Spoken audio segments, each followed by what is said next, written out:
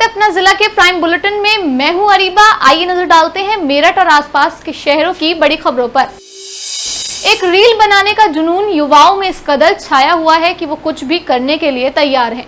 मेरठ के गंगानगर में युवकों द्वारा किए गए खतरनाक बाइक पर खड़े होकर स्टंट की वीडियो सोशल मीडिया पर तेजी से वायरल हो रही है। मेरठ पौड़ी हाईवे के पास रजपुरा चौकी के सामने फ्लाईओवर पर एक युवक ने यह स्टंट किया, जिसे आसपास के लोगों ने अपने फोन में कैद कर लिया। बता दें कि फेमस होने के लिए युवाओं में रील बनाने का क्रेज सर चढ़कर बोल रहा है। कभी स्टंटबाजी तो कभी कलाबाजी के वीडियो सोशल मीडिया पर लगातार वायरल हो रहे हैं। आप वीडियो में साफ देख सकते हैं कि कैसे युवक हाथ छोड़कर बाइक चला रहा है और बेखौफ होकर तेज रफ्तार में स्टंटबाजी कर रहा है। वहीं इस स्टंट के दौरान युवक ने हेलमेट नहीं पहना था, वो अपनी जान तो खतरे में डाला हुआ था, वहीं सड़क पर मौजूद अन्य लोगों की सुरक्षा से भी खिलवाड़ कर रहा था। वीडियो वायरल होने के बाद गंगानगर थाना पुलिस सक्रिय हो गई है। वहीं थाना प्रभारी अनूप सिंह का कहना है कि पुलिस स्टंट करने वाले युवक की पहचान करने में जुटी हुई है और जल्द ही आरोपी की पहचान कर उसके खिलाफ कार्रवाई की जाएगी। दूसरी खबर भी रील बनाने के शौक की है, लेकिन आ रही है बिजनौर से, जहां बिजनौर में हथियारों के शौकीन बने एक युवक को तमंचा और बंदूक की नुमाइश करना भारी पड़ गया। दरअसल जिले में एक वीडियो सोशल मीडिया पर जमकर वायरल हो रही है, जिसमें एक युवक बंदूक से फायरिंग कर रहा है और 3 तमंचे जीन्स में लगा रखे हैं। वीडियो वायरल होते ही पुलिस हरकत में आ गई है। पुलिस ने युवक की पहचान करते हुए इसकी तलाश शुरू कर दी है। बताया जा रहा है कि युवक के साथ उसके साथी भी जंगल में वीडियो बनाने पहुंचे थे। ये पूरा मामला नगला सोती थाना क्षेत्र के गांव तिसोत्रा से जुड़ा बताया जा रहा है। बुधवार को सोशल मीडिया पर एक वीडियो वायरल हुई, जिसमें युवक जंगल में बनी कोठरी के पीछे से निकल कर आता है। उसके हाथों में बंदूक व तमंचा है। इसके अलावा उसकी जीन्स में भी 2 से 3 तमंचे लगे हुए हैं। खास बात यह भी है कि सभी हथियार अवैध प्रतीत हो रहे हैं। यही नहीं, डायलॉग बोलते हुए युवक बंदूक से फायरिंग कर रहा है। वहीं उसके साथ वहां मौजूद अन्य साथी उसकी वीडियो बना रहे हैं। दोपहर बाद ये वीडियो सोशल मीडिया पर वायरल हुई तो पुलिस अधिकारियों ने इन युवकों की पहचान के आदेश दे दिए। युवक की पहचान के बाद पुलिस ने युवक के घर पर दबिश दी है। बताया जा रहा है कि युवक तिसोत्रा गांव का है और उत्तराखंड में काम करता है। तीसरी खबर गाजियाबाद से, जहां बिहार जा रही पुण्य एक्सप्रेस की लगेज बोगी में आग लगने से अफरा तफरी फैल गई। दरअसल गाजियाबाद के साहिबाबाद रेलवे स्टेशन के पास उस समय हड़कंप मच गया जब आनंद विहार से पुण्य जा रही पुण्य स्पेशल ट्रेन की लगेज बोगी से अचानक धुआं और आग की लपटें उठने लगी। इस घटना से ट्रेन में सवार यात्रियों में दहशत फैल गई और स्टेशन पर अफरा तफरी फैल गई। प्रत्यक्षदर्शियों के अनुसार जैसे ही ट्रेन साहिबाबाद स्टेशन के पास पहुंची तो लगेज बोगी से धुआं निकलता हुआ दिखाई दिया, जो कुछ ही देर में आग की तेज लपटों में बदल गया। यात्रियों ने तुरंत रेलवे कर्मचारियों को सूचित कराया, जिसके बाद रेलवे स्टाफ ने त्वरित कार्रवाई करते हुए प्रभावित बोगी को ट्रेन से अलग कर दिया। सूचना मिलते ही फायर ब्रिगेड की टीम मौके पर पहुंची और कड़ी मशक्कत के बाद आग पर काबू पाया गया। गनीमत रही कि इस हादसे में कोई जनहानि नहीं हुई, लेकिन यात्रियों के सामान जलकर राख होने की आशंका जताई जा रही है। आग बुझाने के बाद ट्रेन को आगे के लिए रवाना कर दिया गया। रेलवे अधिकारियों ने बताया कि घटना की जांच शुरू कर दी गई है और शॉर्ट सर्किट की सटीक वजह का पता लगाने के लिए तकनीकी टीम गठित की गई है। अब अगली खबर मेरठ के लिसाड़ी गेट इलाके से आ रही है, जहां सुहेल गार्डन में रहने वाले एक युवक ने ससुराल वालों के उत्पीड़न से परेशान होकर जहरीला पदार्थ खा लिया और तड़प तड़प कर उसकी मौत हो गई। लेकिन जान देने से पहले युवक ने अपना वीडियो भी बनाया और उसे सोशल मीडिया पर अपलोड भी कर दिया। युवक ने लगभग 4 मिनट की इस वीडियो में अपनी पत्नी और उसके परिजनों पर गंभीर आरोप लगाए हैं। बताया जाता है कि सुहेल गार्डन के रहने वाले जान मोहम्मद की पत्नी शहनाज लड़कर मायके चली गई थी। आरोप है कि तभी से जान मोहम्मद के ससुराल वाले उसे टॉर्चर कर रहे थे। इसी तनाव में जान मोहम्मद ने गुरुवार को जहरीला पदार्थ पी लिया, जिसके चलते उसकी मौत हो गई। जान मोहम्मद के भाई आस मोहम्मद ने थाने में तहरीर देकर मृतक के ससुराल वालों पर कार्यवाही की मांग की है। फिलहाल पुलिस ने जान मोहम्मद के शव को पोस्टमार्टम के लिए भेजकर मामले की जाँच शुरू कर दी है। और जो मेरी घरवाली जो मेरे साथ कर रही है और जो मेरे साले मेरे साथ कर रहे हैं, अल्लाह उनको माफ़ नहीं कर रहे कभी भी। सब अधिकारी जो हैं सब, मैं आपसे गुजारिश कर रहा हूँ, मैं होश व हवास में ये गवाही दे रहा हूँ। वो मकान मांग रहे हैं कि मकान हमारे बेटे के नाम कर दे, तो हम जब भेजेंगे अपनी बहन को। और साहब मेरे 5 बेटी हैं, एक बेटी की शादी मैंने अभी करी है, मैं आपको आप बताऊँ। और साहब जब मेरे बेटी है 5-5, अगर मैं मकान उनको दे दूँगा तो मेरी बेटी कहाँ जाएगी, मैं क्या करूँगा। मैं तो पहले लूट गया, बर्बाद हो गया, मैं आपको आप बताऊँ। पहले लूट गया, बर्बाद हो गया। अपनी घरवाली के पीछे 2.5 महीने तक इलाज करवाया है। मेरा मकान भी गिरवी रखा हुआ है, मेरा टेम्पो भी बिक गया है। जो मेरे पास जो पैसे थे वे सब खत्म हो गए। और मेरी बेटी की शादी में मेरे मोहल्ले पड़ोस वालों ने करी है। मेरे साथ नाइंसाफ़ी और बहुत गलत होया है ये। अब जीने को मन नहीं करता, बस मैं ये दुनिया छोड़ के जा रहा हूँ। और साहब मेरे बाद में जो मेरा मकान मेरी बेटियों को होना चाहिए, जो मेरी 4 बेटी हैं, और किसी का नहीं होना चाहिए मकान मेरा। मेरी बेटी है साहब।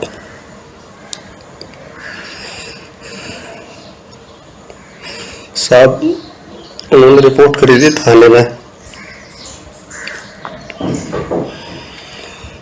थाने में रिपोर्ट करी थी ना उन्होंने, तो मेरे बाद थाने से फोन आया मैडम का। मैडम बोली आप जान मोहम्मद बोल रहे हो? मैंने कहा हाँ जी मैडम, जान मोहम्मद बोल रहा हूँ। तो मैं कभी थाने नहीं गया आज तक, ना चौकी गया कभी, ना हो। तो ये मेरे जो साले हैं ना, इन काम करते हैं। और मैं आपको एक बात और बता रहा हूँ, अब से 14 साल पहले इन्होंने अपनी बहन को मारी थी जहर दे के। एक बहन को जहर दे के मारी थी इन्होंने 14 साल पहले, जवान को। उसका नाम रेशमा था। मैं आपको आप बताऊँ, लेकिन मेरे साले मेरे साथ जो सही नहीं करते, मेरी घरवाली उनसे मिलकर सही नहीं कर रही। बस मेरा मकान जो है मेरे बाद मेरी बेटियों को होना चाहिए। बस आपसे ये कह रहा हूँ, आपसे गुजारिश है। जब घर वाले ने भी साथ छोड़ दिया, उन्होंने साथ क्या सामने तो फिर भी झेलता था, फिर भी झेल रहा हूँ। मेरे जो है पीछेदारी करने वाला कोई नहीं है। मेरी बेटी को क्या होगा, न उसकी माँ ने सोची, न उसके मामाओं ने सोची। सब आपसे गुजारिश है, ये जो मकान है बस यही है मेरे पास, और कुछ नहीं है। भाई ये मकान मेरी बेटी को दिलवा दें। मेरी 4 बेटी है, मेरा बेटा है ही नहीं कोई भी। ये बड़ी खबर पुलिस विभाग से है, जहां बिजनौर में एक दरोगा ने थाना परिसर में ही बने आवास में आत्महत्या कर ली। अधिकारी मौके पर पहुंचे और जांच पड़ताल की। दरोगा की तैनाती महिला थाने में थी। अधिकारी मौत के कारणों को जानने में लगे हैं। फिलहाल पुलिस ने शव पोस्टमार्टम के लिए भेज दिया है। यह पूरा मामला बिजनौर के महिला थाने का है। महिला थाने में ही सरकारी आवास बने हैं। थाने में 58 वर्षीय चंद्रपाल की तैनाती बतौर दरोगा थी। वे सरकारी आवास में ही रहते थे। बताया जाता है कि वे वहां पर अकेले ही रहते थे। चंद्रपाल सिंह मूल रूप से बरेली के निवासी थे, लेकिन अब उनका परिवार बदायूं में रहता था। बुधवार रात ड्यूटी के बाद वे कमरे में सोने चले गए, लेकिन बृहस्पतिवार को वे सोकर नहीं उठे, जिसके बाद स्थानीय कर्मचारी कमरे पर पहुंचे और उन्हें आवाज लगाई। अंदर से कोई हरकत न होने पर वे कमरे में पहुंचे। यहां पर देखा तो चंद्रपाल मृत अवस्था में पड़े थे। दरोगा की मौत की सूचना मिलते ही अधिकारियों में हड़कंप मच गया है। SP city Sanjeev Vajpayee police force के साथ पहुंच गए। उन्होंने टीम के साथ जांच पड़ताल की, वहीं शव को कब्जे में लेकर पोस्टमार्टम के लिए भिजवाया। एसपी सिटी ने बताया कि महिला थाना परिसर में फॉरेंसिक टीम ने भी जांच पड़ताल की है।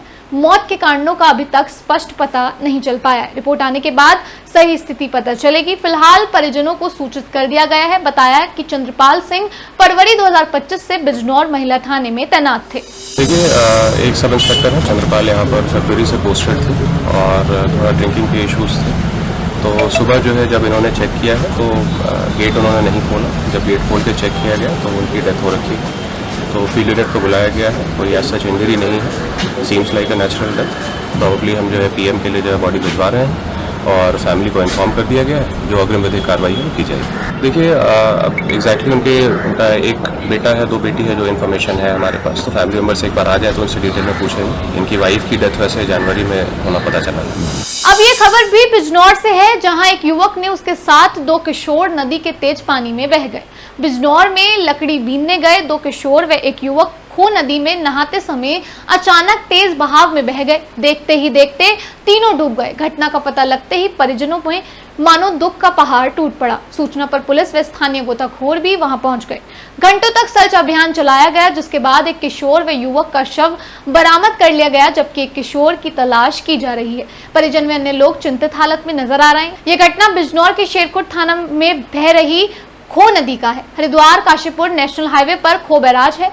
मोहल्ला निकम्मा शाह निवासी 12 वर्षीय शीनू पुत्र विकास, 13 वर्षीय रौनक पुत्र पवन और 18 वर्षीय छोटू सिंह पुत्र चीनू खो नदी के किनारे जंगल में लकड़ियां बीनने आए थे। उनके साथ मोहल्ले के ही उनके दोस्त शांतनु पुत्र अमरपाल, अनमोल पुत्र धर्मेंद्र और रौनक पुत्र छोटू सिंह भी थे।